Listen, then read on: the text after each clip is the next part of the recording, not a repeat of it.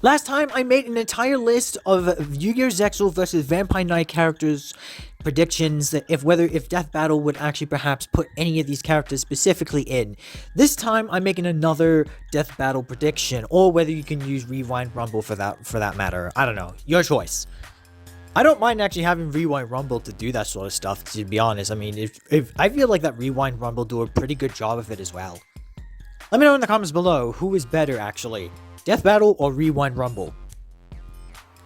Today, we're actually, for this one, this is going to be a very crazy prediction, but I feel like this was actually one of the best ones I could ever possibly come up with. Pretty much one of the most trippy, actually. Two characters that are definitely the most pure evil, and also the most manipulative characters of all time. William Afton from Five Nights at Freddy's. Yep, you guessed it. I was gonna do this. If you have not seen the thumbnail, then what is wrong with you? I've chosen William Afton as the first character to be in this prediction, and up against a character that you probably wouldn't have actually expected, which has also been a very favorite series of mine, which I still actually watch up to this day. The Overlord from Lego Ninjago Masters of Spinjitzu's series. Now you're probably wondering to yourself, why the heck would I pick this guy against William Afton? Well, you may be surprised, but they have a lot more in common than you think. First off, both William Afton and the Overlord are first off, number one, complete pure evil. They are the freaking pinnacle of absolute despicableness. Both William Afton and the Overlord actually have very evil traits, specifically when it comes to influencing specifically other characters, because they are pretty manipulative and they influence them pretty easily.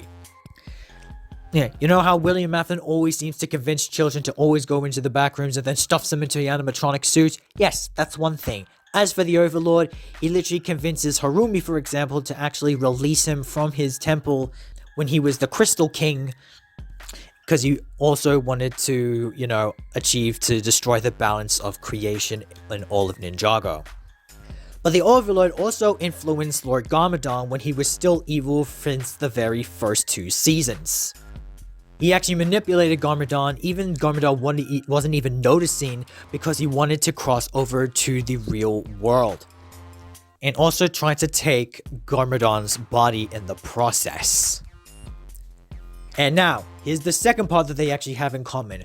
Not only did they die once, not twice, but 3 freaking times. They freaking cheated death 3 times, so they came back, and they died 3 times. William Afton died in the Spring Bonnie suit in the minigames of FNAF 3. Then, the building was caught on fire in Fazbear Frights thanks to his son Michael Afton, but then came back in Five Nights at Freddy's Pizzeria Simulator. Then the whole place got burnt up again for the second time, but then William Afton still came back, specifically more of his conscience, really. Which then, thanks to Help Wanted, that's where it actually continues on. But then afterwards, in Security Breach, in the best ending, in the Princess Quest ending, guess what? William Afton truly dies. Burn Trap, unfortunately, does not exist. No matter how many times we would want Burn Trap to actually be canon, but unfortunately, he isn't. And now for the Overlord. The Overlord has been trapped inside, the spirit for, several years after when he was trying to fight the first master at Spinjitzu.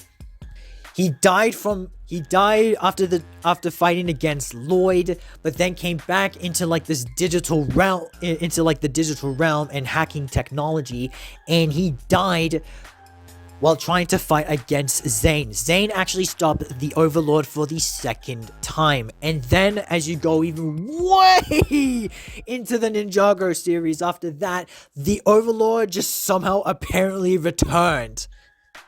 But then once again, obviously, the Overlord actually was once again defeated by Lloyd Garmadon himself.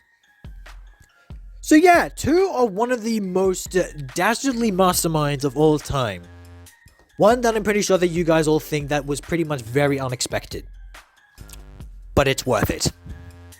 Now, I'm not the kind of guy who usually technically uses that much of science usually in the matter. I mean, I'll do whatever I can, but I do want to try to keep this brief, especially in terms of transformation. Like, first off, for example, we obviously have, well, William Afton in his human form, obviously. Any chances that he actually decides to purposely go inside the Spring Bonnie suit and then turns into Springtrap?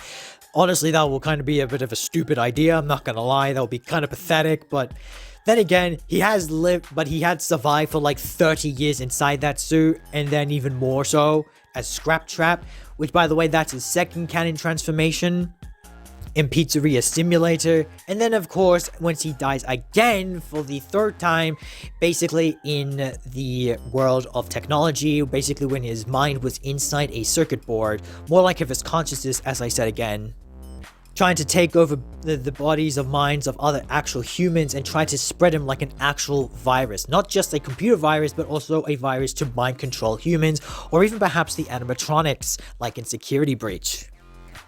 Which, by the way, also with the Overlord, he can do the exact same thing, only when he's in the digital world. But first off, we got like that nasty, we got his spirit form, right, as he is, like that. But then, of course, if he does take possession of Garmadon, for example, he would be able to take over his body and then be able to control it for himself. And guess what? He has some mad crazy abilities, kind of almost similar to Lloyd Garmadon if he was in that dragon state and uses like these freaking purple energy blasts, which is absolutely nuts. Not to mention that he also has 4 arms, just saying. And if he's wearing the Helmet of Shadows, then guess what? He controls the Stone Samurai Warriors. So that is one flaw that the Overlord has. If he has no longer have control of the Stone Army, like if William Afton decides to take the Helmet of Shadows and just orders to attack the Overlord, well, that would be absolutely hilarious. I would love to see that. But then, of course, don't forget that the Overlord does evolve into his true dragon form in Season 2, which it might just be enough to take out William Afton already for the first time, because basically, really, if he actually has one breath of that dark matter within him, then guess what? If that touches William Afton, he's basically kind of like, well, mostly in the Overlord's control, if he were to be able to survive for that long. He'll just be looking like this, like literally. I don't think William Afton will be able to, I don't think he will snap out of that. Not even if he's like an animatronic or anything like that, because, it affects everything. Then you have the other form when he was technically, well, like some sort of like digital entity inside the Digiverse. And he kind of looks like this gigantic octopus, which is absolutely insane. I freaking love that form. But of course, there are some slight chances that, one, he will still be able to control, I think, maybe the endoskeletons of the animatronic, which could instantly kill Afton a few times, until if Glitch Trap comes into play and they both duke it out inside the Digiverse in the digital world. So that will be freaking fun and hilarious at the same time, unless if one of them gets free, because the Overlord did actually do that, and guess what? That did happen. Unfortunately, Springtrap, as I said, does not really actually count since it's not really canon. Unless that's a possibility. I don't freaking know, but I don't think that's gonna work. Which then brings to the Overlord's other form in particular when he's finally free. His physical form involves with the Golden Master when he melts the golden weapons of Spinjitzu into the golden armor, allowing him to become the Golden Master. Then, of course, you even skip even a further time back, and that is when things get even more crazy, that's when he becomes the Crystal King. Of course, he will be trapped in there, however, and you need a specific ritual to actually unleash the Overlord to do that. So I highly doubt that maybe there's a chance that he will come back as the Crystal King if the Overlord wanted to. Because, as I said before, you need the golden weapons of Spinjitzu to basically bring back the Overlord from his slumber. And even if he did, once again, he's kind of similar to Glitch Trap. He uses actually crystallized versions of stone armies made out of Vengestone, which technically negate the effects of elemental powers. And unfortunately for Springtrap, he has no elemental powers, which is kind of a bummer. Plus, his crystals are kind of like a virus as well. It's like an infectious plague. Anyone that touches the crystals, guess what? You're affected as well. So, yeah. Not to mention that he even has like this gigantic Oni form, which is freaking amazing. I love it. But yeah, I don't know how William Afton's gonna duke out on that one, if he's gonna be able to win. I highly doubt that William Afton would win this one. So, but tell me in your thoughts below who would actually win this fight specifically. Do you think that William Afton would win, or do you think the Overlord would win? Please let me know in the comments below. So thank you guys so much for watching this video. Hope you enjoyed it. Please like, subscribe if you haven't. Click on the notification bell to never miss a video. Stay safe, stay healthy, and as always, my name is Mad Dog, and let your days be mad and rad.